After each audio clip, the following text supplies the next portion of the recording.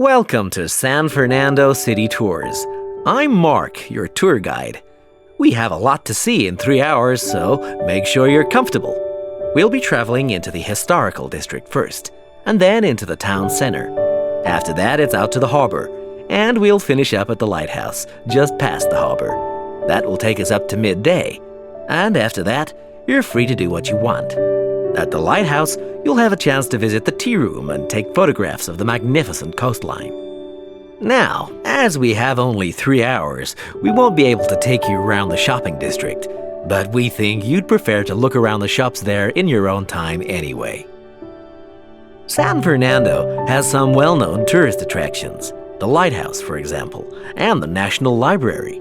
However, the little-known military museum is not to be missed. Be sure to visit before you leave. Now, there's a lot to do in San Fernando. Indeed, there really is something for everyone. For those who love the water, I can recommend a trip on the Seafarer, one of the most famous boats on the San Fernando River. It does an evening trip with a 3-course meal included. It's great fun for everyone, but especially for young people in their teens or 20s. After 9, there's a disco on the boat, and it gets really lively. Then there's a climbing wall near the town center. It's incredibly popular, with a large wall for expert climbers and a smaller wall for novices. There's a junior wall and a creche, so it's a great day out for those of you with kids. And if you like walking, there's some great walking tours. The City Sights tour is highly recommended, as is the walking tour by the coast. But that one's only for the fit, not really suitable for children or the elderly.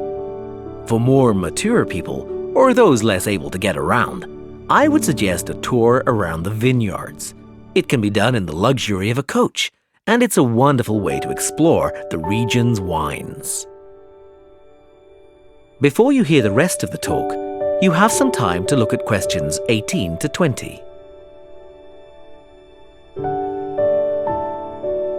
Well, we were thinking of presenting each animal with a picture and describing their physical characteristics. Okay, but not in too much detail. That's just background information.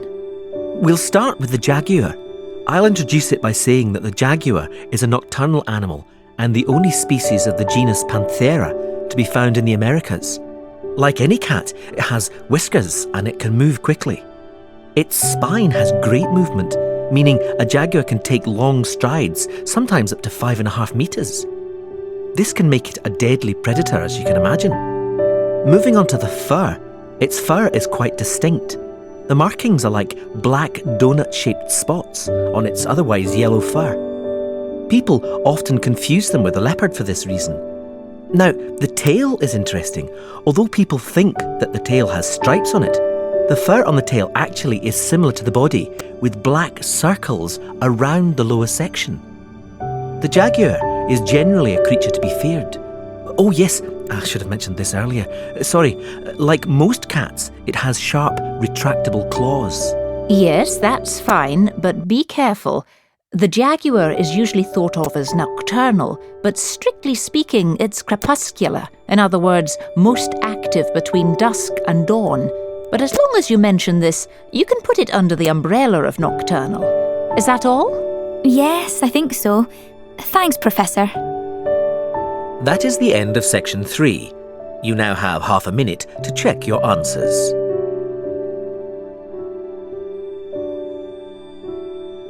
Naturally, there's a charge for all these attractions, but you can get 15% off if you have an Explorer Pass. If you don't have a pass but would like one, the driver here has application forms. Just ask him for one and fill it out while on the tour. Then you hand it into the tour office. Normally, it costs $10, but this year it's just $7. When you hand it in, you'll get your picture taken for the card on the spot, and then your card is ready to use.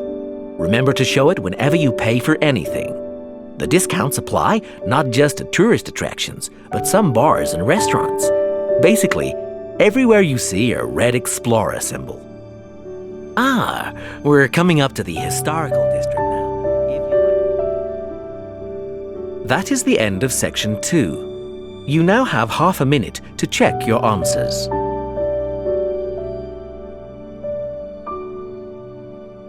Now listen carefully and answer questions 31 to 40. The subject of this series of lectures is horology, the science of measuring time, and we'll be looking at a few basic concepts in this lecture. The measurement of time has come a long way since ancient times. It began with such devices as the sundial, where the position of the sun's shadow marked the hour. Daylight was divided into 12 temporary hours. These temporary hours were longer in the summer and shorter in the winter, simply because the amount of daylight changes with the seasons. The earliest sundial we know comes from Egypt. It was made of stone and is thought to date from 1500 BC. Sundials were used throughout the classical world and, with time, evolved into more elaborate devices that could take into account seasonal changes and geographical positioning and reflect the hours accurately, no matter what the time of year. This was quite an achievement in technology. Today, sundials can be seen as decorative pieces in many gardens. In the 11th century, the Chinese invented the first mechanical clocks. They were large and expensive, and certainly not intended for individuals. However, this is the type of clock we are familiar with today. There have been many developments in clocks and watches since then, and they have been greatly improved. But if your clock or watch makes a ticking sound, then it could well be based on the mechanical movements the Chinese developed 1,000 years ago. However, timekeeping has moved on from the mechanical clock. Time has become so important that there is a series of atomic clocks around the world which measure international atomic time. Even though many countries have their own calendars, globalization has made it essential that we measure time uniformly. That we know, for example, that when it's 6 a.m. in the United Kingdom, it's 2 p.m. in Beijing. This standard was set in 1958.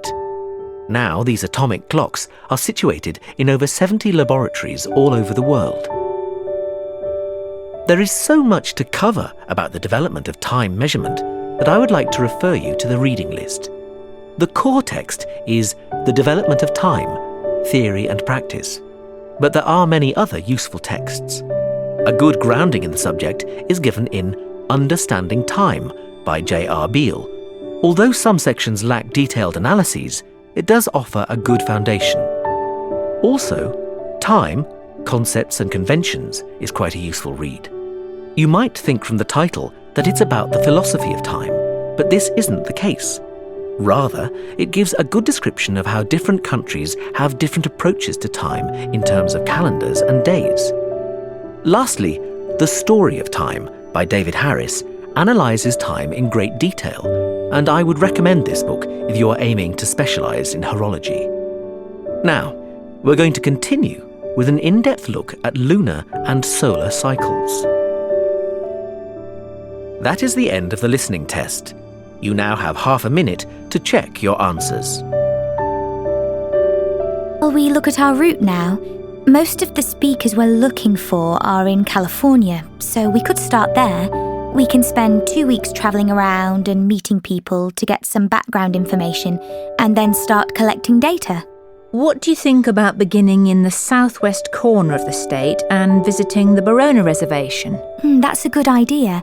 We'll be able to get some interviews with native language speakers there, and then we could go to the Eastern Mountains to visit the local education authority of North County. They've got a native language project for school children. Why there?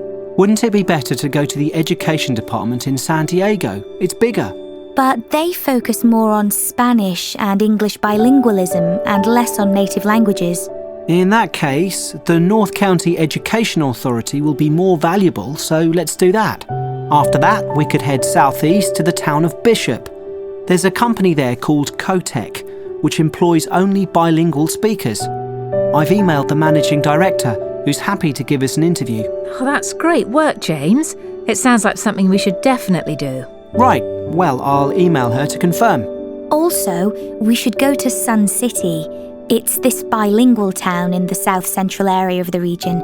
They have a policy whereby all signs in the town must be in the local language as well as English. We can take photos of these signs. They'll make good visuals for our report. But won't that be intrusive for the people who live there? No, they're used to it. The village is used as a model for other communities who'd like to do the same thing. In that case, let's add it to the itinerary. I'm just going to try this dress on and then look for shoes. Where are the changing rooms? They're to the left of the store, right next to customer services. And I want some shoes and accessories too. Where can I find them? The accessories are in the women's wear department. The shoe department is right at the front of the store, between menswear and home furnishings. Oh, no, sorry. We've just moved the shoe department for the summer season. It's now very near the changing rooms, actually, straight in front of them. Thanks so much for your help. And where can I pay for the other things? The cash desk is at the front of the store, by the menswear. Thanks. That is the end of section 1. You now have half a minute to check your answers.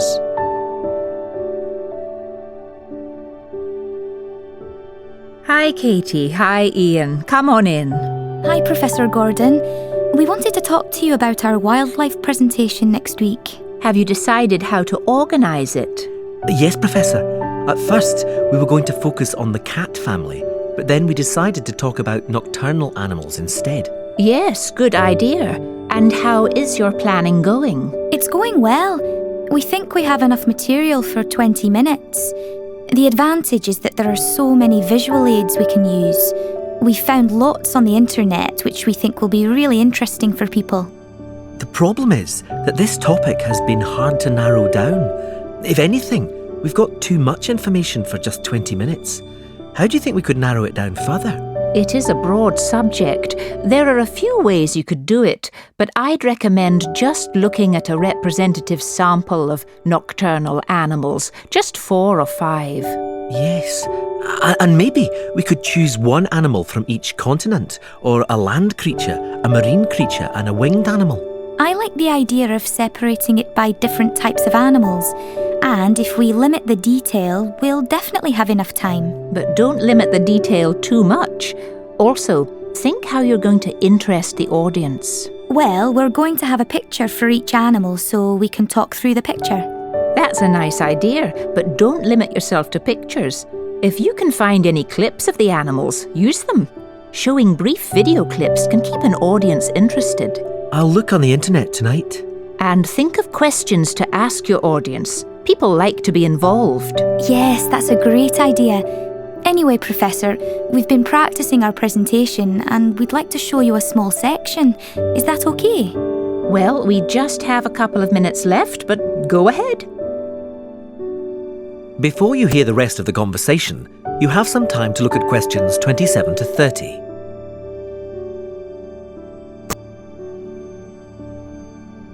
Morning, everyone. How are you? Fine, thanks, Joe. Yeah, fine, Joe. Have you managed to do much research on our minority languages project? Well, Julia, I've been having some trouble finding information about the number of Cornish speakers in the UK. The records at the Office of National Statistics and the Cornish Language Council say different things, so I'm not sure who to believe. Susan, have you got any information about this? I was looking on the government's minority languages website and it says that nearly half the minority language speakers in the UK are speakers of Welsh. Are you sure it's nearly half? I thought the number of Gaelic and Welsh speakers was more or less the same. It used to be when Gaelic was a compulsory subject in schools, but nowadays there are fewer speakers of Gaelic compared to Welsh. And apparently, with Cornish, it's difficult to know the exact percentage of the population who speak it, because most people only speak it to intermediate level. Very few people are fluent speakers. I suppose that's why the statistics are different. Well, I think we should go with the more conservative estimate based on the number of fluent speakers. I think you're right, which means that Cornish isn't spoken by nearly as many people as the other languages. Yes, I think that's right too. Based on fluent speakers, that means that Welsh is the most widely spoken, and the numbers of Irish and Gaelic speakers are more or less the same. You will hear a number of different recordings and will have to answer questions on what you hear. There will be time for you to read the questions and instructions, and you will have a chance to check your answers. All the recordings will be played once only. The test is in 4 sections. At the end of the test, you will be given 10 minutes to transfer your answers to an answer sheet. Now turn to Section 1. Section 1. You will hear a customer asking for help in a shop. First, you will have some time to look at questions 1 to 7. You will see that there is an example which has been done for you. On this occasion only, the conversation related to this will be played first. Excuse me, where are the dresses? They're at the end of this aisle, on the left. Can I help you with anything? The assistant says the dresses are on the left, so left is written as the answer. Now we shall begin. You should answer the questions as you listen, because you will not hear the recording a second time. Listen carefully and answer questions 1 to 7. Excuse me, where are the dresses? They're at the end of this aisle, on the left. Can I help you with anything? Yes, maybe. I'm not from around here, so I don't know this store. Well, I can help you with anything you need. Fantastic. I'm actually down here for my brother's wedding, and I need something to wear. I've just started a new job, and I haven't had time to get anything yet. I'm looking for something smart. Maybe a new dress. Well, what about this one? I think it's too hot for long sleeves. Yes. Well, this one has shorter sleeves, and it still has the bow, which I think is a nice detail. Or there's this patterned one. I'm not keen on a pattern. I think I'll go for the one with the bow. Do you have it in a size 10? Let me have a look. Yes, here. Great. I need a hat, and then I can try them on together. What kind of hat are you looking for? What about this one with the flower? Yes, but if I may suggest, a taller hat would add to your height. Really? Yes, try this one. Oh, I see what you mean. We have this style with the single flower or with a small bunch, and it comes with a wide or narrow brim. I like the narrow brim and just the one flower. Can I have a blue flower? I'm afraid it just comes in cream. Well, it goes with the dress anyway. Great. I'll place an order and have the hat sent to you. It'll take about 2 days to be delivered. Is that okay? Yes, that's fine. I need to take down a few details for delivery. Can I take your name? Ellen Barker. And the delivery address? It'll be my brother's address. It's 14 Brightwell Avenue. 14... can you spell that, please? Yes. BRIGHTWELL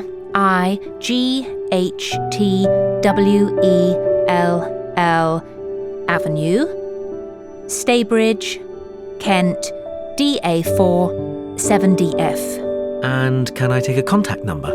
Yes, my mobile is 03221 7774. 03221 7775. No, it's a 4 at the end. Oh, sorry. I've got it now. We can deliver on May the 12th. We can't specify an exact time, just morning or afternoon. Any time in the early morning is fine.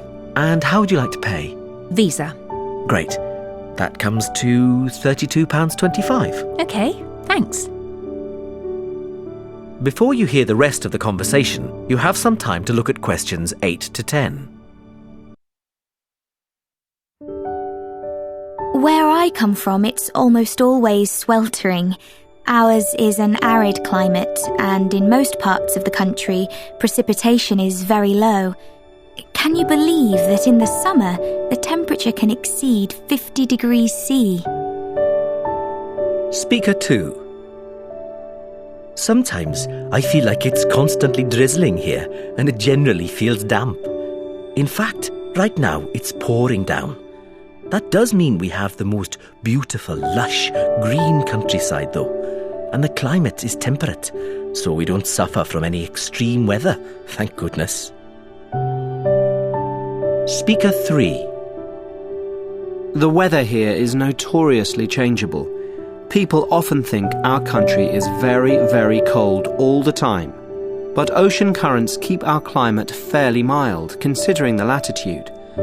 I don't mind our winters, which are bearable as long as you wrap up warm.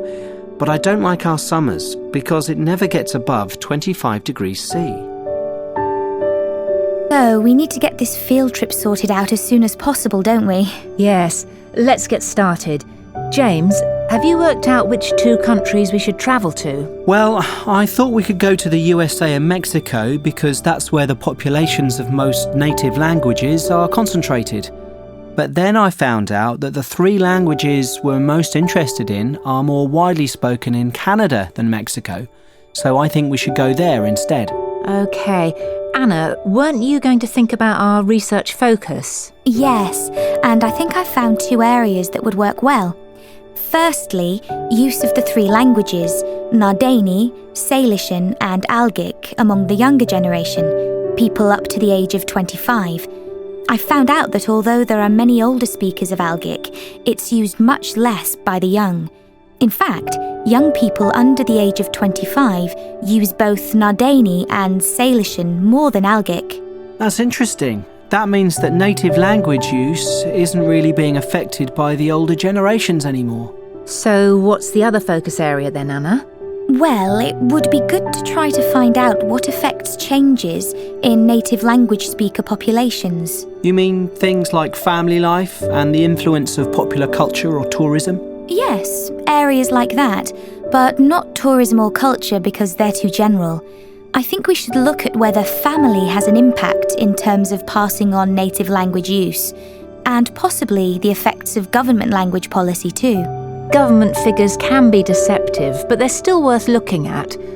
Maybe we should also focus on something like job creation and work statistics and the number of people who leave the USA to live in another country instead. Yes. I think emigration would be as useful as language policy. Okay then, let's focus on those 3 as well as what happens in families. Before you hear the rest of the conversation, you have 20 seconds to look at questions 7 to 10. Right, Harry, Rob, shall we get started on this presentation for European studies? Well, how about if I start by talking about the central regions of Spain where most people speak Spanish? Good idea. It's important we make it clear that the majority of the population use Spanish as their main language. Then I can introduce the Galician accent of the Northwest. But isn't Galician more of a dialect? Oh, yes, you're right. We've got to get our terminology correct because Spain is complicated in terms of languages and dialects and accents. How about we then move across to the northeast and I give details on the Basque language and how it's different from Spanish? That seems logical, Stephanie. Do you also want to mention the other language in the northeast? It's Catalan, isn't it? Yes. In fact, we should say it's the official language of the region to show how important it is. So, what am I going to present? We need to include something about accents and speaking styles, don't we? Of course.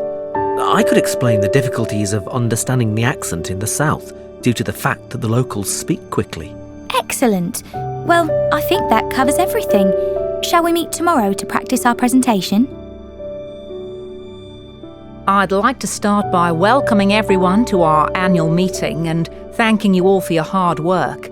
It's been a great year for us in terms of expansion and optimizing business opportunities, and I'm pleased to say that Benchmark Consulting is a thriving, successful company. I'd like to take this opportunity to give you an overview of where the company began and where we'll be going in the next 10 years. For those of you who've been with the company since the start, sorry if you already know all this, but we have so many new staff members that I thought it would be worth filling in some background information. Benchmark Consulting was set up in 2000 by James Cox, a local entrepreneur who opened the first office in Melbourne. His real achievement was to create a new consultancy system which enabled clients to see which of the key areas of their business needed strengthening. James was incredibly successful with his system and started the company off on a journey of expansion. He retired in 2006 and was succeeded by Fred Montgomery. Fred shared James's views on consulting and continued the expansion. He increased revenue to $5 million and opened a new office in Perth. Soon the Benchmark Consulting system had become just that. the benchmark for many other consulting firms, and Fred took the opportunity to sell Benchmark for $10 million in 2008. Our new owners are, as you know, TFB Group Limited, and their investment has allowed us to build our brand new headquarters here in Sydney. TFB Group have brought us more exposure at a national level, and our most recent success has been winning a contract with the Government of Australia, advising on management restructuring. Now, we ourselves have done a little reorganisation over the last year to maximise our productivity. We've thought long and hard about the best location for the marketing department, as this is the key to facilitating our future business. Although Perth has a large number of marketing companies, which enables us to learn from our competitors, it's Melbourne that's the gateway to international connections, and therefore we've decided to move all marketing operations there. In terms of professional development, we wanted to optimise the training programs available to our staff because training is vital if we want to remain competitive. As a result, staff training will no longer be here in Sydney, but instead will take place in the Perth office, where new facilities have been installed. Finally, we've looked at how to optimise our back office administrative functions. Currently, each office has its own admin department.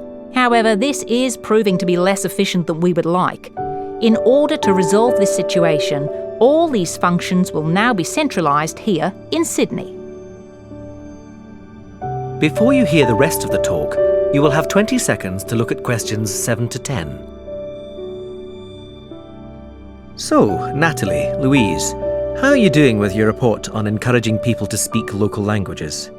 Fine, thanks, Dr. Phillips. It's been really interesting. We've found lots of information which we've collated for our report. Good. What are you going to focus on? Well, many schools and colleges are doing good work promoting local languages, both as qualifications and in terms of after-school clubs. And then there's the rise in popularity of minority language music, which seems to be driven by tourism. Tourists who are exposed to songs in indigenous languages become interested in learning those languages. OK, now you need to be careful with these topics. They are fascinating, but you need to look at the influences which drive language learning. Education doesn't leave people much choice, and music isn't a strong enough factor. Do you have any suggestions for us? Well, what did we talk about in last week's seminar? Can you remember any of the real push factors? Do you mean things like communication and relationships between companies and their workers? It's much more powerful than music, don't you think? Yes, I see what you mean. So I suppose our other idea isn't very strong either. We also thought about hobby groups, but I'm beginning to think they're less significant. Yes, there aren't sufficient hobbyist groups to make a real difference to local language learning. But think about something else which is similar but reaches a much larger proportion of the population of a country or community. Ah, like online discussion groups.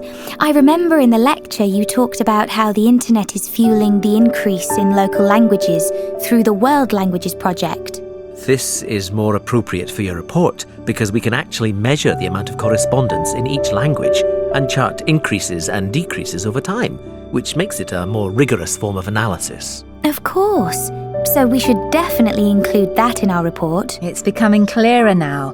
We need to write about the larger factors involving commerce and online communication where we can record language usage. I think it's better than looking at anecdotal information. Thanks, Dr. Phillips. So, what does all this mean for the future? Well, after 10 years, I've decided that Benchmark needs a new vision for the future. I think it's time for us to divide up parts of the business into smaller units. Therefore, over the next 5 years, I aim to set up 2 small subsidiary companies in order to focus on international expansion in Europe and Asia. There are many organisations in emerging markets which could benefit from our experience and skills. Which leads me to the next point for future development, that of increasing our workforce. It's become clear that all our departments are understaffed, so we'll be taking on more employees over the next year. And the really good news is that to make us a desirable employer, all positions, current and future, will receive a salary increase of 10%. Lastly, I know that some people are worried about the financial aspects of having to move to another city as part of the restructure. So Benchmark will be providing a relocation package to all employees thus affected. This is because we would like you all to remain with the company for the foreseeable future. That is the end of section 2. In the exam, you will have half a minute to check your answers. The person I'm closest to in my family is definitely my mum, Kate. We've always got on and we hardly ever fall out. I know that's unusual. She's really outgoing and sociable. She's always going out with friends and colleagues. Everyone thinks she's good fun. I look up to her because she's so hardworking. She never sits still and she works long hours. She can be a bit impatient though. She gets annoyed when her colleagues aren't as efficient as her. I take after her in that.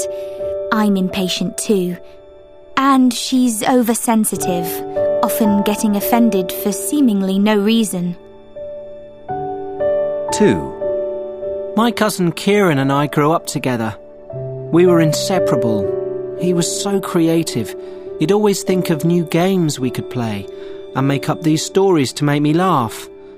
I was constantly amazed by his open-mindedness as well. He was never judgmental. I wish I could be like that.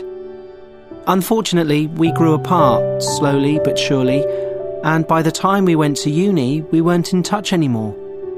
I haven't seen him for years. It's really sad. I would blame it partly on the fact that he's not very reliable. So, for example, if I email him, he won't respond. I'm not sure what he's up to these days. 3. I know this is a cliché, but I don't get on with my in-laws, especially my mother-in-law, Jane. She's so nosy, always wanting to know what we're doing and who we're with, and she's terribly blunt, which means she quite often upsets us with things she comes out with.